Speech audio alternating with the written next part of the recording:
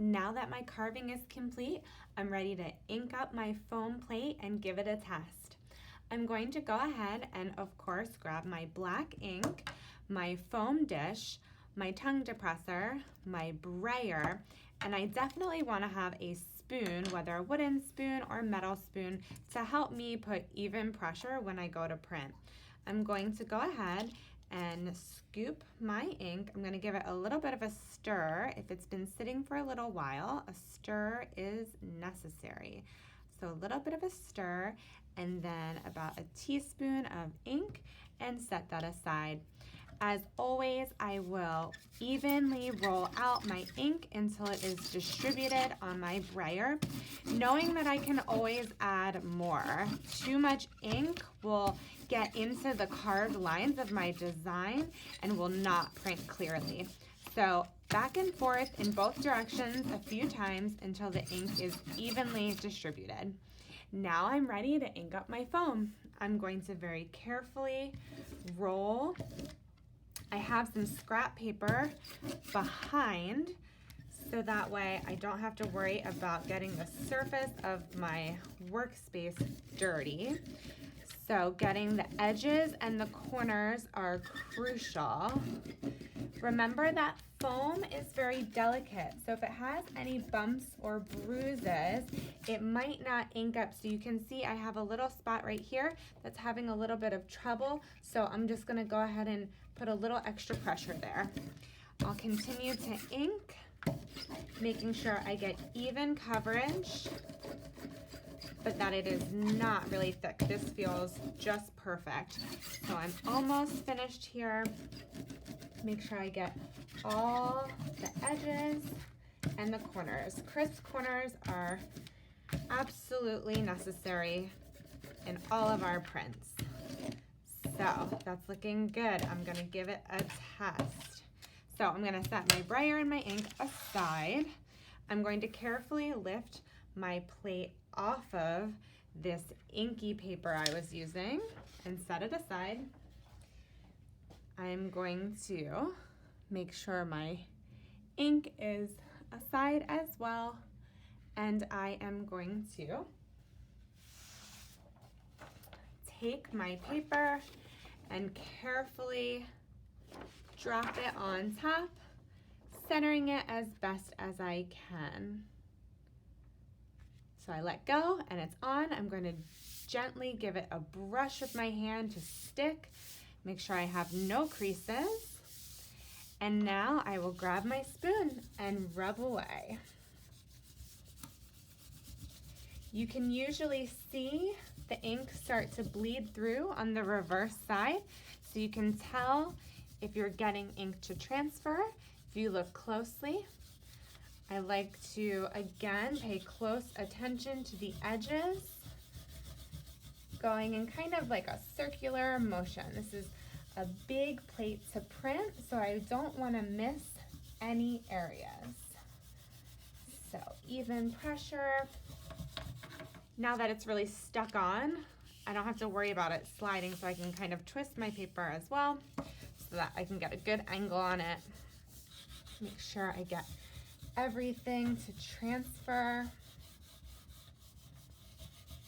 You can always lift a corner and take a peek to see how you're doing. You just don't want to lift too much. So I might take a peek here. It's looking pretty good. Give it a little bit more. Make sure I get those details in my border that I worked so hard to carve around. I want to make sure I get all those details inside my letter.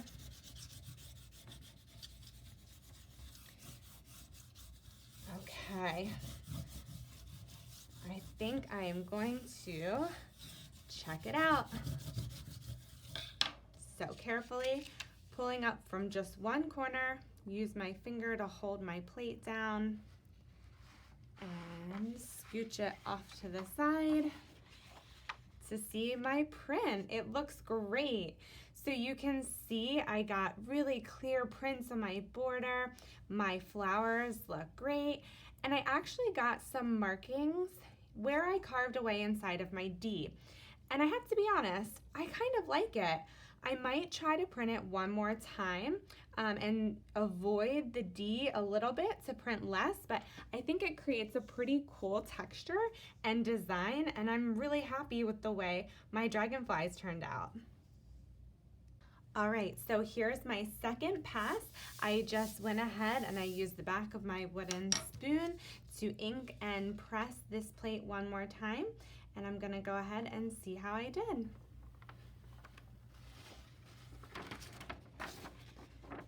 Awesome, I'm really happy with this one.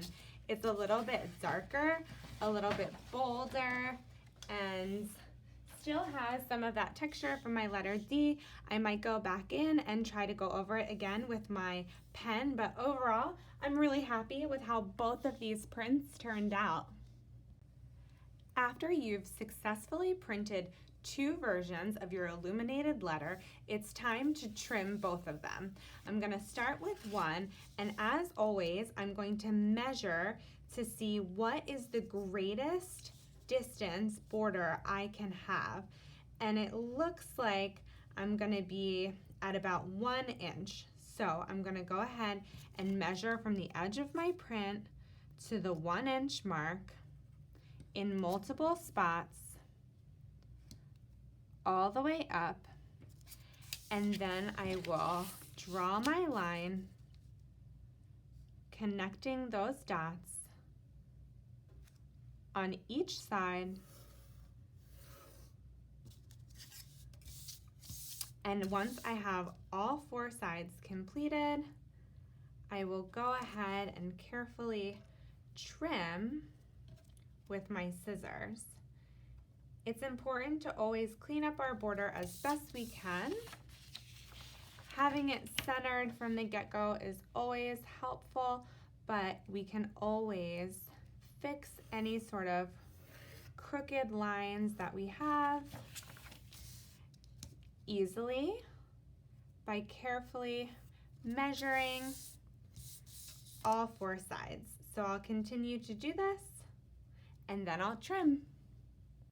Now that my border has been drawn out for both of my prints, I'm going to carefully, with a sharp pair of scissors, cut along my pencil lines, taking my time to ensure that it is as straight and even as possible.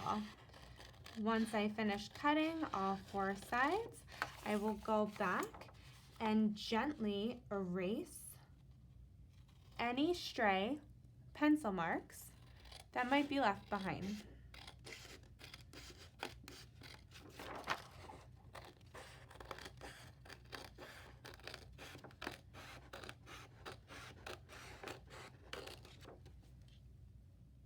Now that I have both my prints cut out, I'm going to clean up those edges like I mentioned, making sure there are no stray pencil marks.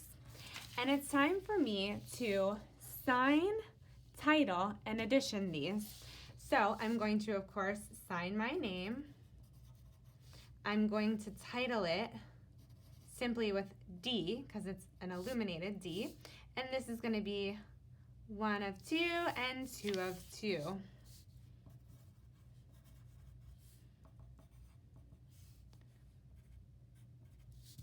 And my prints are totally done, signed, editioned, trimmed, and printed.